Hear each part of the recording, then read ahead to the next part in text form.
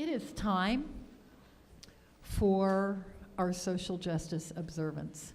And this is the meeting that we observe our Hispanic heritage. America is a great and generous country. We've seen our folks pull together in an emergency. We saw it in hurricanes. We've seen people sacrifice. We've seen us at our best. And we've seen us when we're not at our best, when we don't live up to our ideals, and how, especially it seems in tough times, you will have one group of people who will demonize and blame another group of people that they want to scapegoat for all of the problems in their lives. Wasn't that long ago, in the depths of the Great Depression, where Congress passed and a President Hoover signed something called the Deportation Act. And immigration raids would round up anyone who had a Spanish accent, anyone who had a Spanish last name, anyone who looked like they might be Mexican, rounded them up and herded them into train cars with no due process, and simply sent that train into Mexico, where many, many U.S. citizens of Latino descent were rounded up and sent across the border to a country they didn't belong to, just because of the way they looked and the way they sounded. So those deportation trains are right in our minds today. We have in 2010 a law in Arizona that passed that fostered racial and ethnic profiling, that encouraged stereotyping of Hispanics, all in the name of the importance of exposing undocumented, dangerous immigrants. And today, as I reported earlier in my report, the cruel and the unnecessary actions of Donald Trump, ending something that was working in everybody's estimation, that no one could say, here was a problem that we needed to solve. And what obviously was to appeal to a certain racist base, said, I will put at risk these 800,000 lives. And Donald Trump risks nothing. He says, I'm sure Congress will act up to them. And you know that if they did, he'd take credit for it. And you know that if they don't, he'll say, well, it wasn't my fault. So he figures he can have it both ways. There is no one who benefits from ending DACA. Businesses, churches, universities, unions, the Army, the Navy, the Air Force, the Marines, Republicans, Democrats, independents, people who have never agreed on anything have stood up and agreed that ending DACA hurts people with no benefit to anyone. And here are our young people who, for the first time, and I was talking to Gladys earlier, there were a whole lot of us that remembered crying, remembered going, we thought we'd never see the day when at least this segment of the undocumented population could come out of the shadows, could get a driver's license for the first time, get a social security number that would permit them to work, to go to a university, to accept a scholarship. That these young people who had been our students from the time they were in grade school, some of them, up until their adulthood, would have a chance to find that American dream. Nuestros soñadores, our dreamers. We cried and we encouraged them to go to DACA clinics, to put their contact information on a form, to take this chance, this risk, because it was real. And none of us, as we did that, thought we would be putting them and their families at risk. 20,000 documented young people are now serving our country as educators in our schools. 45% are in colleges and universities. Donald Trump could have easily kept it in place. Nothing compelled him to change a thing. But now he has decided to go in a different direction, to put these children at risk. I keep calling them children. These are people who have graduated from high school already, so they're young people, but they were our children in schools. And now we have to fight for them as if we were fighting for their very lives, because we are. For some of these folks, they are in danger of being deported to places they have no family, they have no connections whatsoever. And there's, the best way to do that is called the Clean Dream Act of 2017. It is the most inclusive, bipartisan legislative solution. No president can just take it away from them if it is an act of Congress that gives them the right to be here. These dreamers would have that certainty that we thought they had under DACA. It would be a permanent protection that they deserve, so that no one like Donald Trump or any future Donald Trump, oh, that should give you pause, can play games with their lives. We've got a poster. Is it not beautiful? Where's our poster? Where's our DACA poster? There we go. Do you love that? Is it beautiful?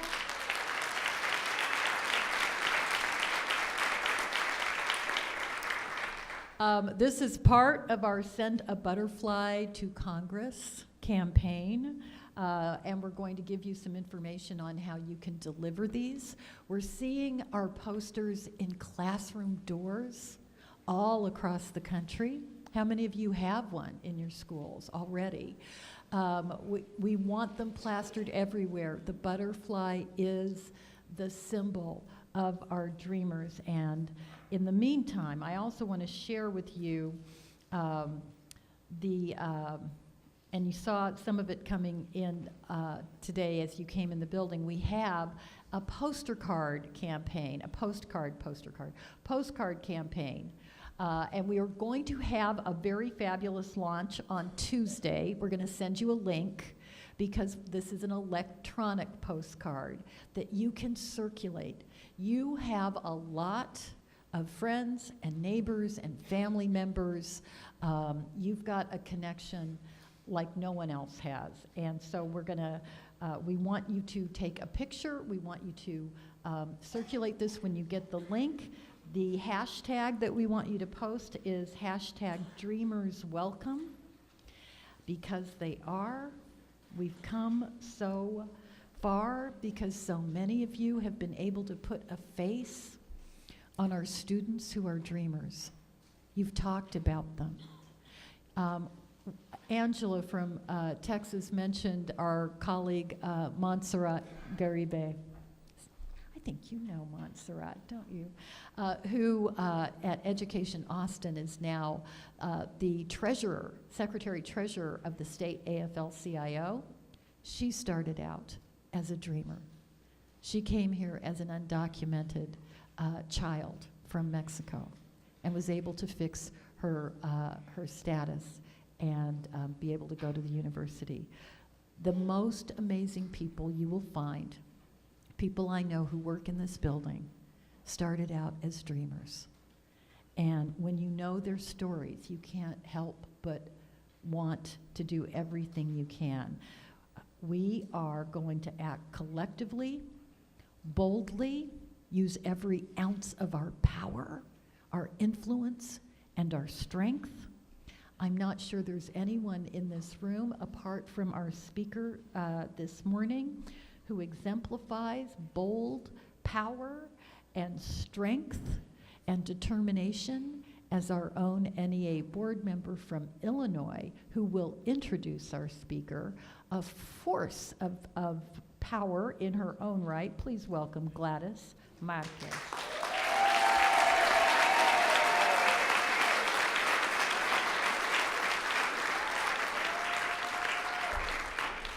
Buenos días a todos. Good morning, everyone. And thank you, Lily, for those very kind words. Joining me on the dais here this morning are members of the NEA Hispanic Caucus, as well as various members from the Ethnic Minority Affairs Committee. And I asked them to join me here this morning to dispel a false narrative that those affected by the recent DACA repeal look like me, that they are Latino or Hispanic. We need to stay woke, my friends, and realize that this is 45's way of speaking to his base by villainizing my community. And that is a systematic form of racism. The reality is that dreamers come from all ethnicities and from all over the world. All of our communities are in crisis, all of them. We are in this fight together. As Lily mentioned earlier, dozens of member organizers from across this nation, like myself, and many of the leaders in this room fought for the dream to help document hundreds of thousands of our nation's youth. Hold on one second. Technology. We celebrated with our dreamers when they received their DACA documents and cried with them when 45 heartlessly took them away. On that horrible day, I thought, and I cried a lot, for all of my students, all of those in my community, all of those that I worked to document through the partnership with NEA's Community Advocacy and Partnership Grant. I was devastated about the possibility of having indirectly put my kids, my students, some of my family members in harm's way. But I did not give up. I will never give up. Now, many of these leaders have pivoted our efforts to empower documented and undocumented communities via various Know Your Rights campaigns. But we can't do this work alone. We need you. Our communities need your support, and we ask you to join us in this fight. You can do this in 3 ways. First, speak out and educate those around you. Make your position of support known. The NEA posters, the postcards are just a start. Launch media campaigns, contact your legislators, talk to your school board members and your local members about why this matters. Organize. Grow your base and network with other organizers and organizations.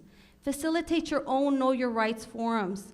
There are 2 types of forums. One is the NILC forum, the National Immigration Law Center forum, that empowers you with the knowledge you need to know about your rights as educators advocating for undocumented youth.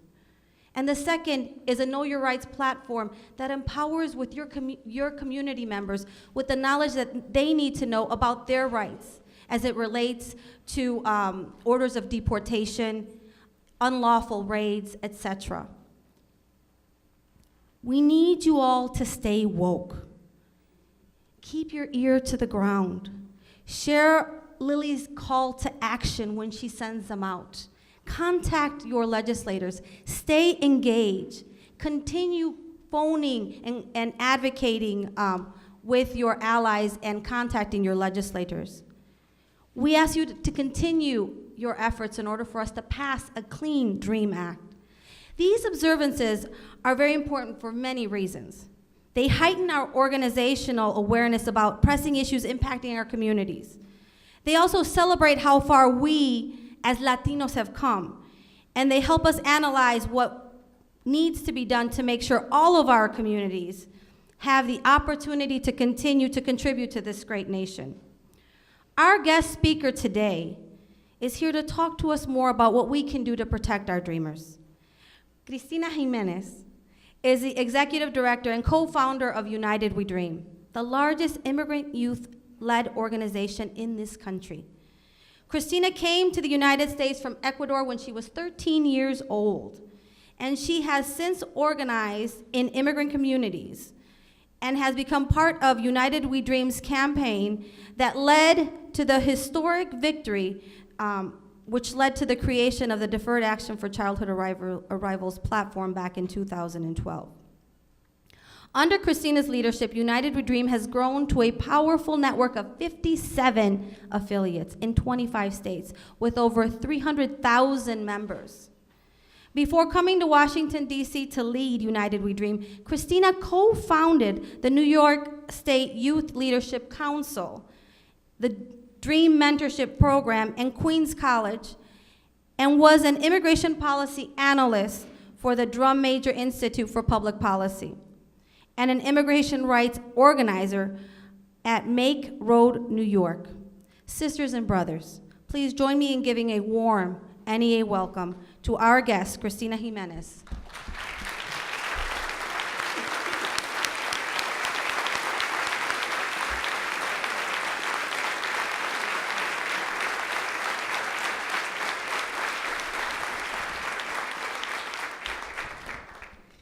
Thanks so much, everyone. Can you hear me well? Yes. You know, I have short people problems, so I had to lower the mic. Good morning, and thank you so much to Lily, to Gladys, to the leadership of this great and powerful institution. United We Dream is deeply grateful for the partnership that we've had with you over the years, working to support undocumented youth, students, and families all across the country. And we have enjoyed to share a journey of the development of many leaders that have come through your pipeline at NEA, like Montserrat Garibay, who is one of our pioneers of the undocumented youth movement, who grew up in Austin, Texas. And she grew in her leadership here with you all at the NEA. So I just want to thank you for the opportunity to be with all of you today in a very difficult time for me and for undocumented communities and students across the country. So I wanted to share a little bit about what brought me to this work. This is a picture of my family, my dad Fausto, my mother Ligia, my brother Jonathan, who was graduating from junior high in that picture, and myself. As Gladys mentioned, I came to the United States at the age of 13 with my family from Ecuador. Simply put, we came here for our survival. We fled Ecuador because we were fleeing poverty. And my parents had a dream that their kids, unlike them, should have the opportunity to go to college and to accomplish their dreams. And that they, unlike their families, should have the opportunity to be able to work with dignity and provide food and shelter for their families. My dad grew up homeless, so for him to be able to provide for his family was a very important dream. And unfortunately, in Ecuador, he was no longer able to do that, even though he tried really hard. And that's why we came here in 1998. And we settled in New York, in Queens. Anyone from New York in the house? My New York folks out, big shout out, New Yorkers. And I grew up undocumented in New York City with my family. My brother and I were undocumented students, and my parents are undocumented up until this day, and my brother is protected by the Deferred Action for Childhood Arrivals program. So for me, when I was a 14-year-old and I had to go with my dad to translate, to talk to his employer so that he can pay my dad after weeks of not getting paid because they were stealing wages from workers because they were mostly undocumented, I realized, wait a minute, being undocumented here means, one, that you grow up with the fear of being deported, but two, that you're vulnerable to be exploited. And you can't do anything about it, because what we're supposed to do? Call the police? Reach out to the Department of Labor? And the employer plainly said to me, if he doesn't like it, he could go. And then I had my experience with an educator as a junior in high school, which is why I'm so always grateful to have the opportunity to talk to educators, because you play such a key role in our communities. I was in 11th grade applying for college. I had done everything my teachers told me to do to be a strong college candidate, right? The community service, the AP courses, the honors courses, the Key Club. I did all of it. And so I thought, I am building up to be a really strong candidate for college. And in my high school in Queens, we had 700 students. And so there was a very long line in the hallway as I was waiting to be able to talk to my college advisor. So finally, after 30 minutes, 40 minutes of waiting, I'm able to sit down in front of my college advisor in the hopes that my college advisor will help me to apply for college. And when she started asking me questions about whether or not I had a social security number, whether or not my parents paid taxes, whether or not my parents had a social security number, and I told her, no, we don't have a social security number, but my parents do pay taxes, and I can bring you the forms of the taxes that they pay. And she said, no, if you don't have a social security number, you cannot go to college. And then she called on to the next student. So as an 11th grader in high school, my family's entire dream was broken and shattered by that interaction with the college advisor at my high school. My dreams of being able to go to college were done at that moment for me. And all I could do was get out of the classroom of the office and walk home crying. And I was preparing to share the news with my mom that our family's dream that I could be the first one in my family to go to college was not gonna be possible, because I didn't have a card, a piece of paper that legitimized my right and my dream to be able to get an education. So I'm really thankful for my mother and many of the mothers here, because I know that you play a key role in pushing your kids. And also when you're in the classroom, you play that role. Because when I was ready to give up, she got upset at me and she said, in Spanish, carajo. So many of you that speak Spanish know. That's when you really know that a Latina mom is really upset. And she said, you're not gonna give up, because we sacrificed so much to be here for this dream. And so if you don't go back to the high school, I'm gonna go there back myself. So what did you think I did? I said, no, Ma, it's okay. As a high schooler, I don't want my mom to embarrass me, right? And so I said, no, please don't do that. I am going to find the courage in me and the courage that you are pushing me to have and figure this out. And so I went back into the college advisor's office and I told her, all I need you to do is to sign my form to apply to the public university system in the City University of New York, CUNY, and I'm a proud CUNY graduate.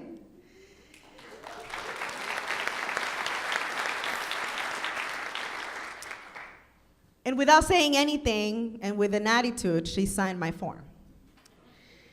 But I went on to college.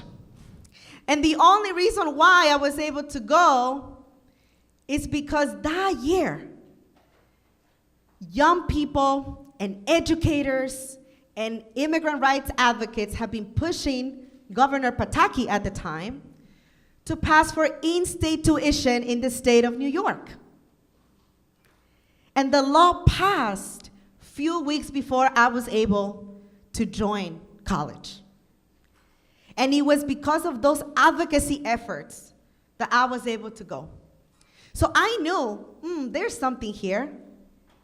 If I join these advocates, if I join young people that were fighting for institution in New York, maybe I can change the situation that my family is facing. And that's how I started organizing as a 19-year-old in New York City.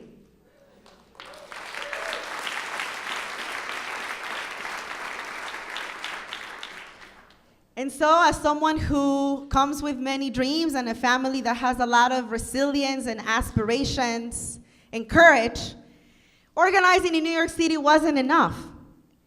And as I started meeting other students and other young people that share my own story, we said, wait a minute, there's something more that we can do. The DREAM Act, a bipartisan legislation at the time, that would have provided a pathway to citizenship for young people like me and millions of others, have been introduced in Congress in 2001. And we found out about it, and as we were meeting other young people that were doing advocacy efforts like myself in New York, we said, we need to get together to push for this bill to become a reality. So without knowing, we started building a network of young people that were advocating for the DREAM Act. And the 2004 passed, and 2005 passed, and 2006 happened, and we did not have a DREAM Act. So we stepped back and we said, okay, well, we're advocating, we're sharing our stories, but we have to do more. So we decided to create United We Dream in 2008 because we believe truly that undocumented young people impacted by racist immigration laws needed to be at the front and center of fighting for our lives and fighting for our rights and for our families.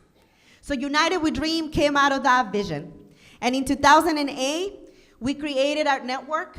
Today, we are a multiracial immigrant youth-led organization, the largest youth organization that is led by young people directly impacted in the country, with over 400,000 members in 25 states. And for us, it's clear that our vision and our mission is to organize and to advocate so that immigrants and all people of color in this country can live with dignity and without fear.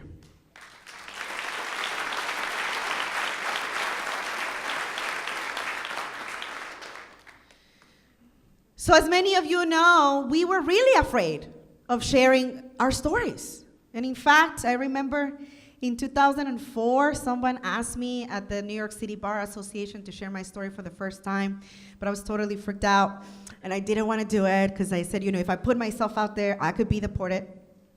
My parents could be deported. So I said, I will share my story with one condition. I will use a fake name, and I will use a fake country of origin. Because we were really afraid. I want to really underscore that. We were really afraid. So, you may see pictures of me in the media from those years. My name was Sandra, and I was from Costa Rica. And now I'm really proud to really own and be public about my name and my story. But this is only possible because it was young, undocumented people that worked with me and supported me in losing the fear. Because we had a choice to make. Were we going to stay in the shadows and not do anything about our lives, knowing that it was unjust?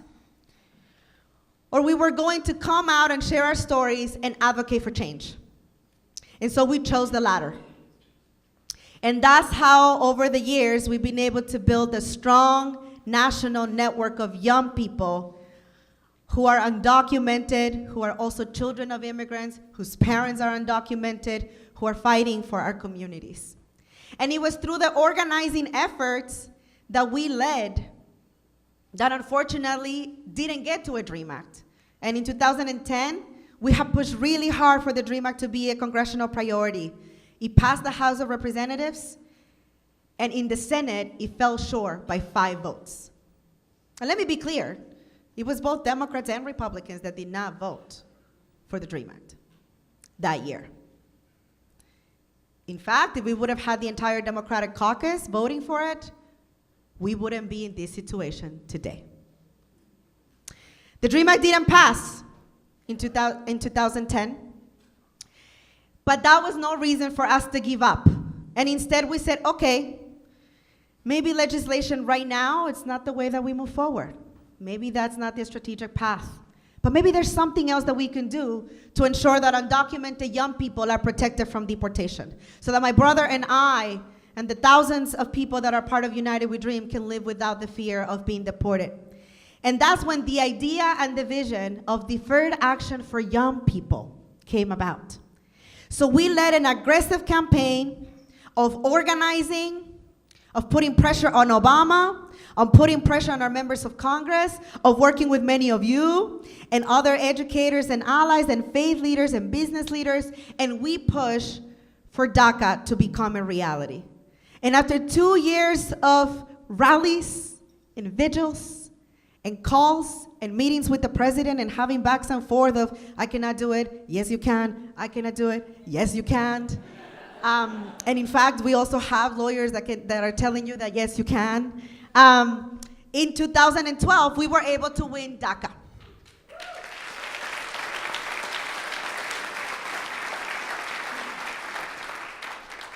And what is DACA? So DACA is the most significant victory for immigrant communities at the federal level that we have seen in the last 30 years. The last 30 years. And it was achieved by undocumented young people and their courage and their organizing and our allies, like you, that helped us get there.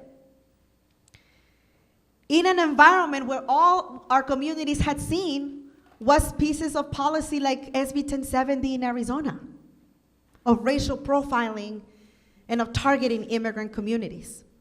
So it was a very significant victory. What it did is that it protected 1.2 million undocumented young people from deportation. Out of that number, 800,000 of them have applied, including people like my own brother Jonathan, who's 23, and have benefited from DACA. Huge victory.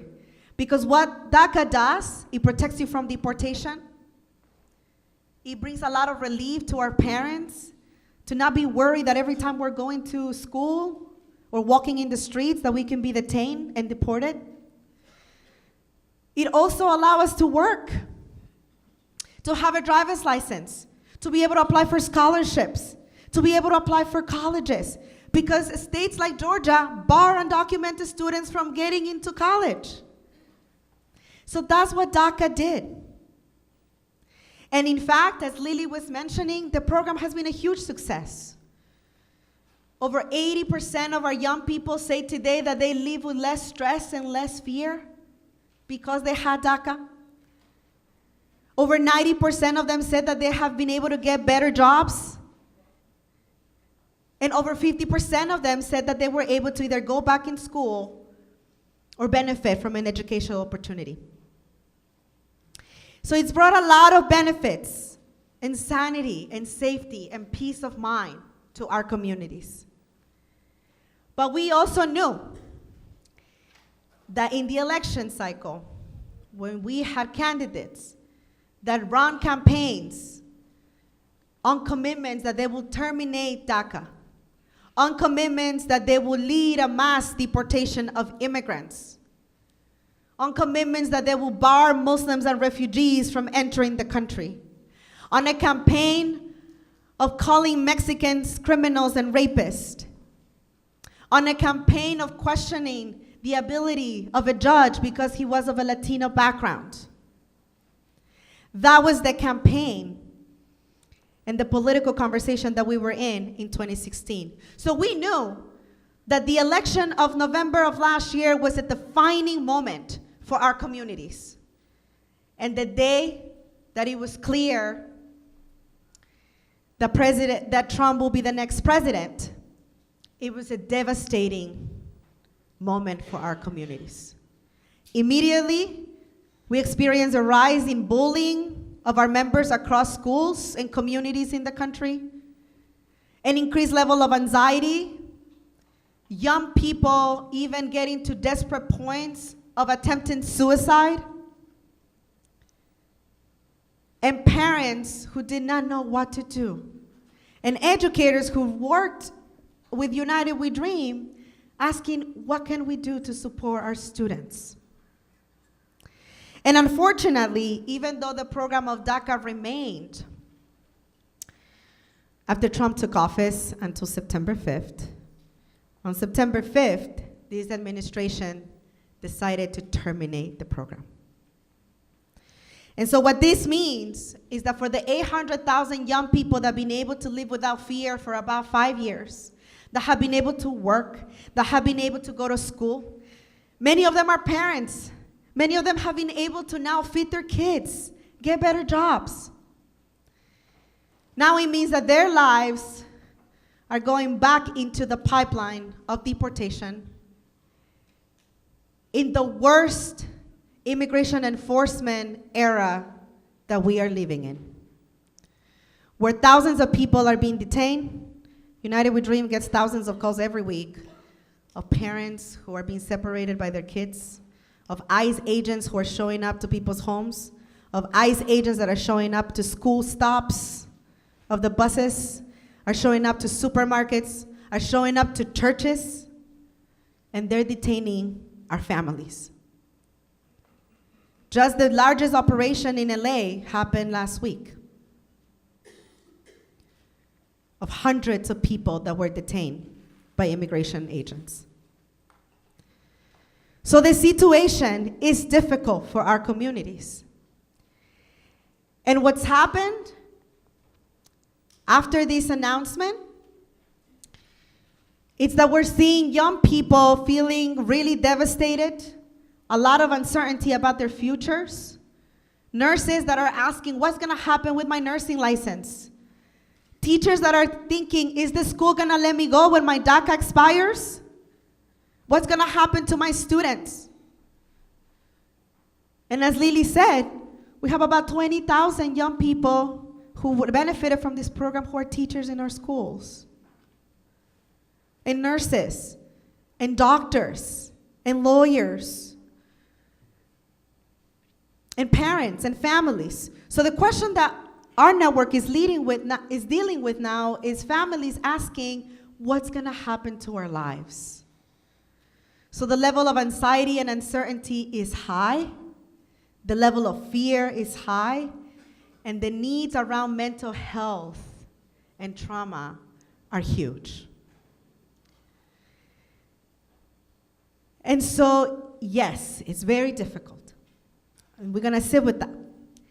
But at the same time, young people have not stopped advocating for Congress to make a solution, a permanent solution from Congress a reality since September 5th.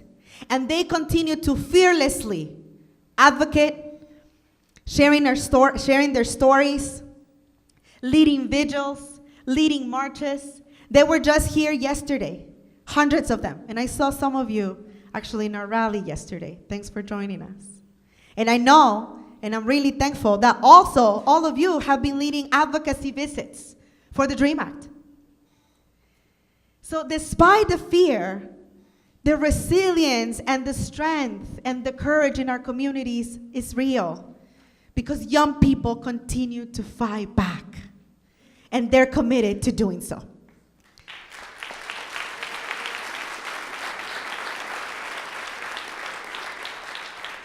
So I know that we'll have plenty of time to talk about resources. I just wanted to give a quick moment. United We Dream has been working with partners all across the country, including you, to develop toolkits and materials around mental health resources, workers' rights, know your rights around deportation and detention, frequently asked questions when it comes to DACA. And all of those resources are in this one site, which is called weareheretostay.org. And you can find all of those resources there. Yesterday marked a very critical date for us because the administration set up a very cruel and arbitrary deadline that about 154,000 young people needed to apply for a renewal of their DACA by October 5th, giving them about a month to find $495 for their application, to put their papers together, to find a lawyer, and to submit this application on time. Based on the reports that we have gotten from the Department of Homeland Security, we have over 40,000 young people that did not meet the deadline. Not because of them, but because this administration gave us a cruel and arbitrary deadline for poor families and families that are already very afraid in this environment to submit a renewal application. So what does this mean? That starting today, on October 6th, we're starting to have the first set of people that are officially losing their protection from deportation and their DACAs. So that's where we are today. So that's why it is of high urgency that not only Dreamers and our families work together to pass the DREAM Act and a clean DREAM Act before the end of the year, but that all of us come together to make this happen. Because if we don't do this together, millions of families and thousands of young people will be deported by Trump. So my question is, are we all in? Are we all in? And with this power, with this muscle that we're building together with your members, with your locals, with your coalitions in your states, and with many partners that may not be in this room, is that our sole focus and priority in the next weeks that we have before Congress closes its session on December 9, is that we pass a clean DREAM Act that will protect undocumented young people from being deported permanently.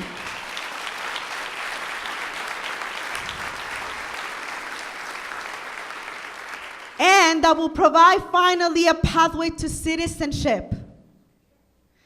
Because let me be clear about something. I love this country. And I am an American. And this is my home. And I don't need a paper that legitimizes me for that.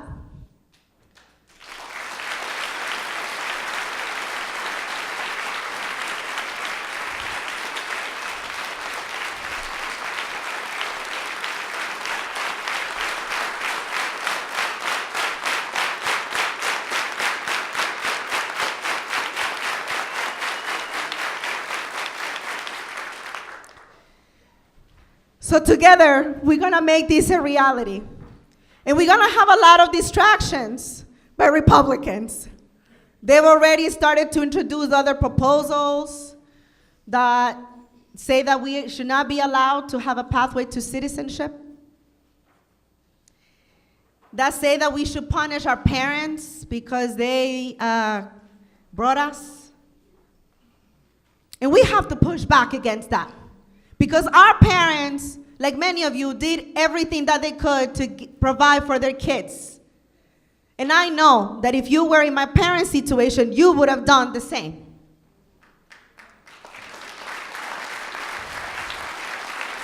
So this argument of punishing the parents for seeking my safety and for ensuring that I have food and a chance to get an education, it's nonsense, and we have to push back against that. And this notion that we shouldn't have a pathway to citizenship because we're not worthy of it is nonsense, and we have to push back against that. And the way that we push back against that is grounding the conversation on, in fact, the values and the dreams and the foundational values of this country, of a country of justice and the pursuit of happiness for everybody. And let me be clear, we're not there. Right? Black young people and black communities being targeted and killed by police with no accountability. Immigrants getting detained and deported with no accountability. Workers, particularly workers of color, being exploited every day with no accountability. We are not that country yet. But dreamers, and with you and our allies, we will continue to do the work to ensure that our country one day reaches that dream.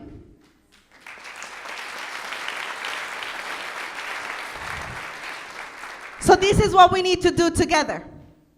In the next few weeks, as you go back to your localities and to your homes and your communities, we need to generate calls for the DREAM Act. The opposition is trying to outnumber us on those calls. So just the same way in which we fought to keep our health care for our communities, we have to generate millions of calls to members of Congress, particularly Republicans, who need to understand that this is the right thing to do and the moral thing to do. And when they push back and saying, we believe in other proposals of the DREAM Act, push back. Because there's no way that we could accept a policy that will say, let's give relief to the dreamers, and then let's put more agents on the ground so they deport their parents. Would you take that deal for your families? So we want to avoid that situation.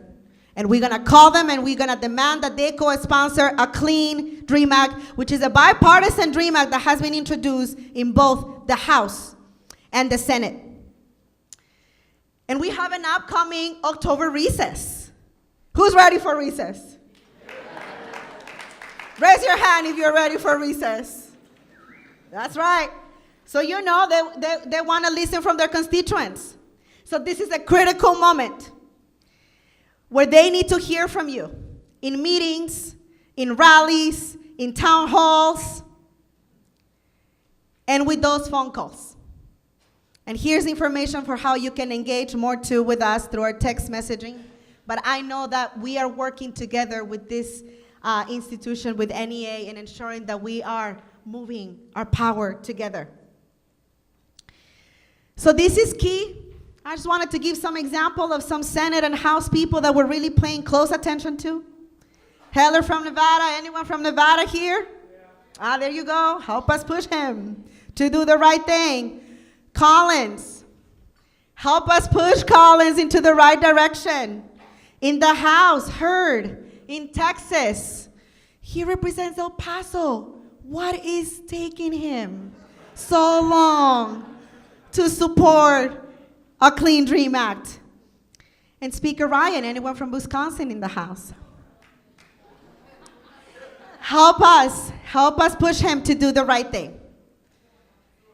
And I know that even if I didn't include a name here, you know who you have to push in your locality. Is that right? Yes.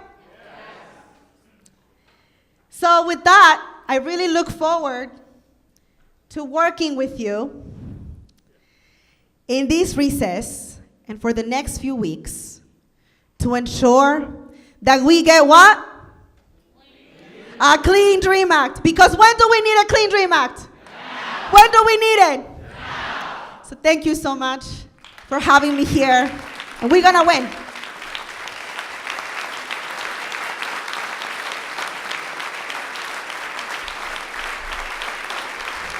Wow. Wow. Okay.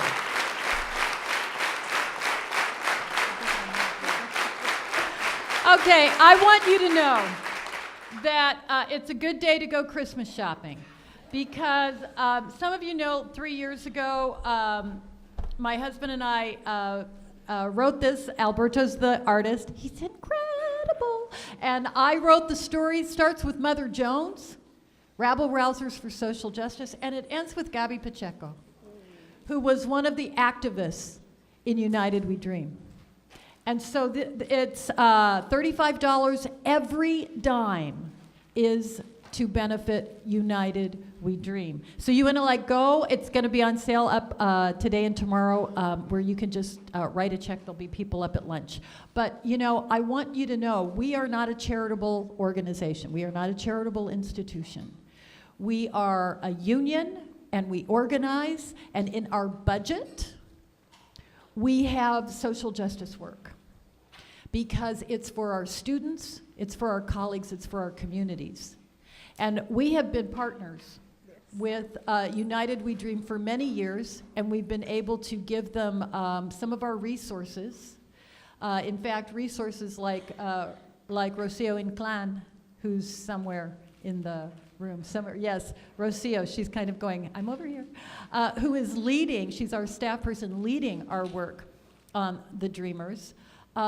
But we have to ramp up what we're doing. This is not a charitable contribution.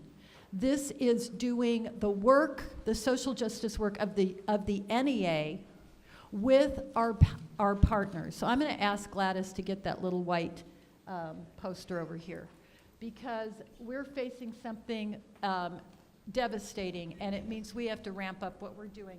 And we would like to give $20,000 to United We Dream.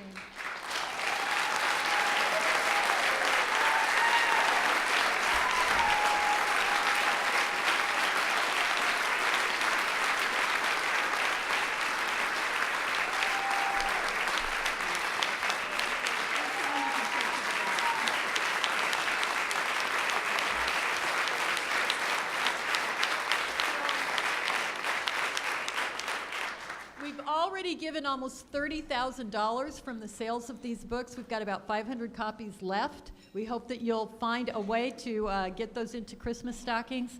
The $20,000 check, but more than that, Kristina has already told you what she needs from us. She needs our activism, and there's nobody like the activists in this room to give it to you. Mil gracias, amiga. Mil gracias, hermanita. Thank you, everyone. All right, thank you.